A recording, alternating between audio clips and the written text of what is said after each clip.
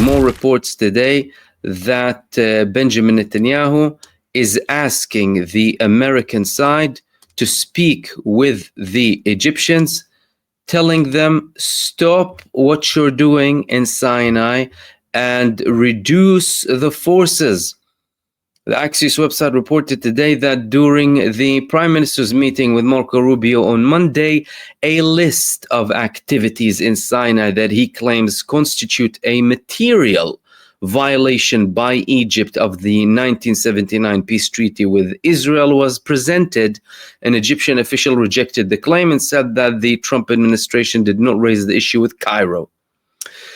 Now, what is Benjamin Netanyahu trying to get out of this? Netanyahu has been openly criticizing Egypt for the past several months. In recent weeks, he made statements that Egypt is preventing the Palestinians from the freedom of movement. They want to go out to Sinai, but Egypt is preventing them from a basic human right. The champion of human rights is asking Egypt to do that. The Egyptians know exactly what he's planning: a full ethnic cleansing campaign so that Israel can take control over the Gaza Strip, and a preparation for Israel to invade the Sinai Peninsula and occupy the Sinai Peninsula because it's part of the greater Israel. Israel previously occupied Sinai. Israel has been an expansionist entity since the beginning. Israel occupied Sinai and did not leave Sinai up until the war that happened between them and Egypt, and also the peace treaty that came later on. That peace treaty split Sinai into three areas, A, B, and C, primarily to reduce forces in the area. That's completely out of the equation now. Hundreds of thousands of Egyptian forces are there. Israel is saying that now Egypt has underground tunnels in the Sinai Peninsula. Many of them are to store weapons and to store missiles. Israel cannot really prove that they are indeed having missiles in these areas. However, they are saying this. The worry that's coming from Israel isn't just, of course, with all of the recent moves of Egypt in Sinai, but also Israel is very worried about the resumption of military exercises between Turkey and Egypt after 13 years. Israel has always worked on dividing the Arab and Muslim states in the region so that they can be the main power. They want to divide as much as possible, and now, especially after the attack in Qatar, the Arab Muslim states are realizing that no, Israel is actually the biggest threat both to the people and the resistance and also the authorities, regardless of their position. Now, this isn't necessarily forming a united front yet against Israel, but what it is doing now already is several coalitions. We've had the defense pact between Saudi Arabia and Pakistan. Other countries may join that. We have now these exercises between Egypt and Turkey that could very well reach a level of a defense pact between the two countries too. Israel is very worried about that. Yesterday, we were, of course, talking about the fact that they are holding these drills after they declared them just last week, and that these drills are going to be coinciding with the arrival of the aid flotilla. If you notice yesterday, the aid flotillas coming from Barcelona and Northern Africa, alongside other locations, were approximately in this area over here. One day on, they arrived more deeper into the eastern or middle part of the Mediterranean Sea. If we calculate that day by day, tomorrow here, 22nd here, this is when the naval drills between Turkey and Egypt are due to start. again, after a very, very short notice, 23rd, 24th, 25th, 26th, they're going to be very close to Gaza. Egypt and Turkey might be having the drills anywhere in this area here. So again, a lot can happen, and there's going to be a lot of tension during these times, especially because Israel's already preparing. Israel is already preparing to take down the flotilla and send its special forces to carry out the mission. Israel was also worried about the Chinese drill that took place between Egypt and China just several months back in the Sinai Peninsula that included unspecified equipment. By the way, the Chinese, they don't say much.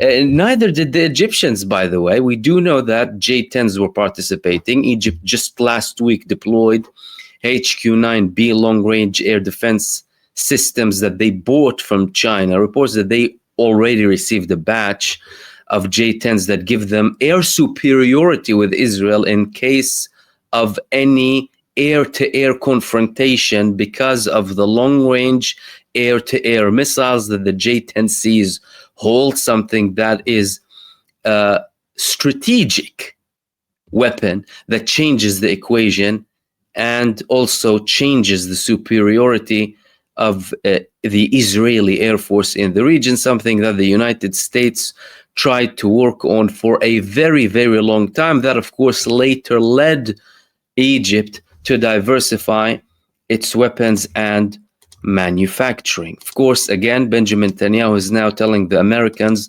please apply pressure on Egypt to stop what's happening. Egypt is telling them, we haven't heard anything from the American side. The American side is probably telling them, yeah, we are applying pressure, but, well, maybe we're not. Or Egypt is taking this as a way to instill more division, perhaps, between Israel and the United States. We're hearing more reports recently from Egypt and from Turkey as well about these moves. The Turkish foreign minister, Hakan Fidan, who was previously the intelligence minister, was saying today that actually it's not necessarily the Americans who are applying pressure and having influence on Israel. It's actually Israel that is having more influence on the United States, kind of hinting that, well, maybe they don't really want Israel altogether. So what's that leading to? Of course, the Israeli demands to the United States trying to apply pressure on Egypt to stop the military expansion and the preparedness in Sinai, proving, by the way, that Israel has bad intentions. Why?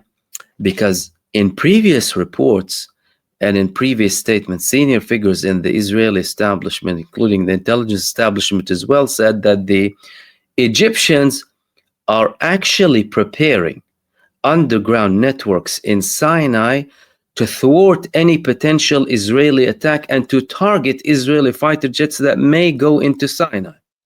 Why would you have to be in Sinai anyways? Like, these people condemn themselves indirectly without really realizing what they're doing. But what we do understand is that the tensions are indeed there. The Israelis are realizing that fact, and they're blaming Egypt every Monday and Thursday of breaking the peace agreement, exploding the peace agreement, constantly saying that they are expanding more.